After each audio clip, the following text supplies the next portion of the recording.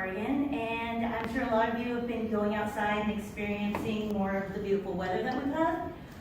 Maybe it's not as much as you'd like with finals coming up, but let's look in the near future and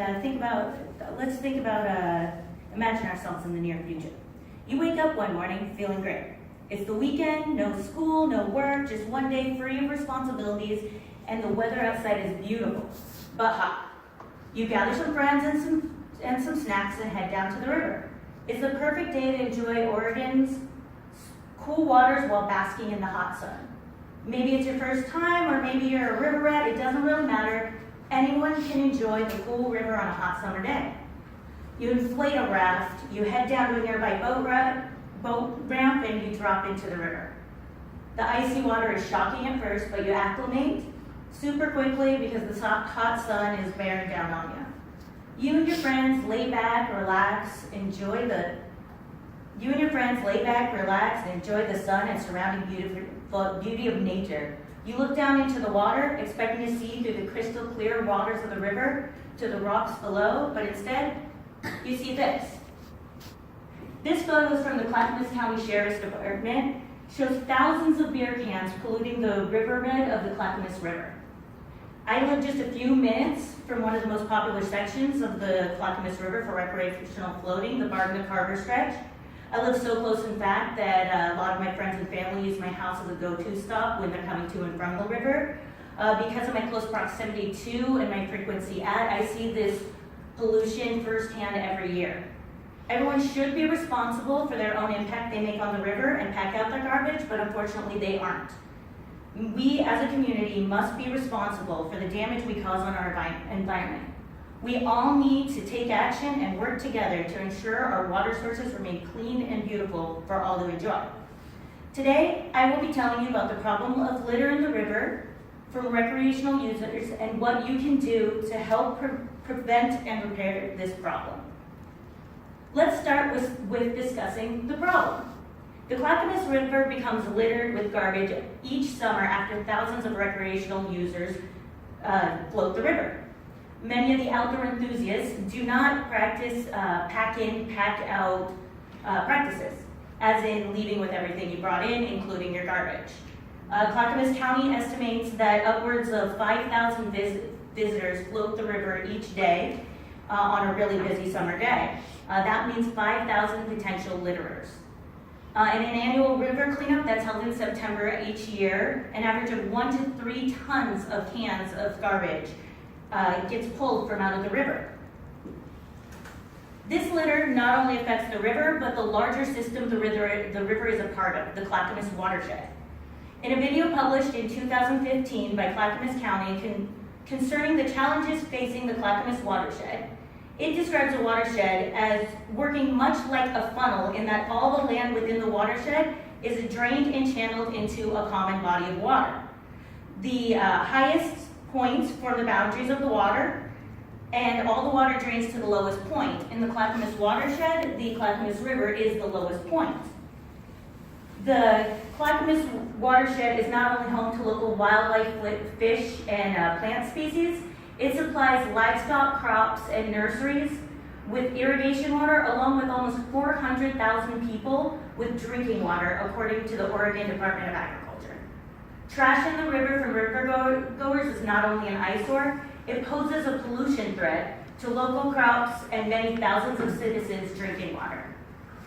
Now that you know a little bit about the problem, we're ready to discuss some solutions. There are many ways to handle the trash problem in the Clackamas River. First of all, it's always best to follow pack-in, pack-out practices. If you bring anything to the river or parks, make sure you bring it back out with you, including your garbage. This also can be called leaving no trace. If everyone followed this practice, there would be no need for cleaning up the garbage. Unfortunately, this is not the case. Because of this, a program called Stash the Trash was implemented to help encourage park goers to take the trash with them when they leave. 6,000 Stash the Trash bags are distributed at spots along the Clackamas River by the Clackamas River Basin Council between Memorial Day and Labor Day each year.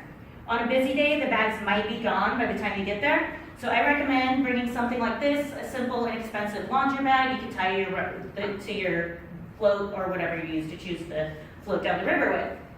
According to the council, the amount of tons of trash removed per year is down from a high of 4.29 tons of trash removed in 2006 to 2.81 tons of trash in 2014 due to this program. Although this is great, there's still literally tons of trash getting dumped in the Clackamas River.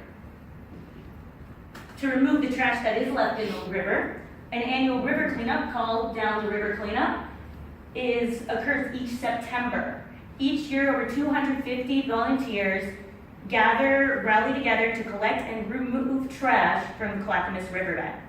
According to the Clackamas River Basin Council, an average of 1 to 3 tons of garbage gets pulled each year, with a total of 34 tons since the program began.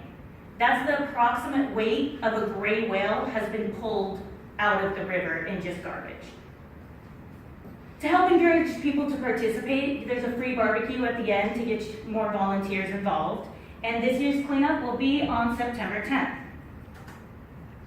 Between the options of pack in, pack out practices, stash the trash, down the river cleanup, we can make a significant impact on the litter problem in the river. But what happens if we don't use these programs? Without the methods and programs for limiting and removal of garbage, the garbage would build up and pollute our water. The irrigation water for many local crops and people's drinking waters would become polluted to possible unusable levels. The riverbed itself will eventually become affected, and with issues like erosion, which could affect the local plants and wildlife species.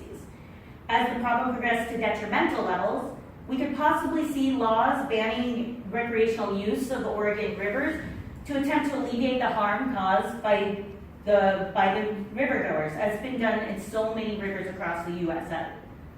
In short, if we want to continue enjoying the beauty of what Oregon has to offer, we need to make sure to be responsible for our impact. Let's review what we've learned so far. The Clackamas River is an important part of the Clackamas watershed, and the litter caused by recreational rivergoers has a detrimental effect on not only the river, but the surrounding areas and people. It is critical for us to take care in our use of these natural resources. I ask each one of you to take care when visiting forests and parks. Make sure to always pack in and pack out everything you bring in.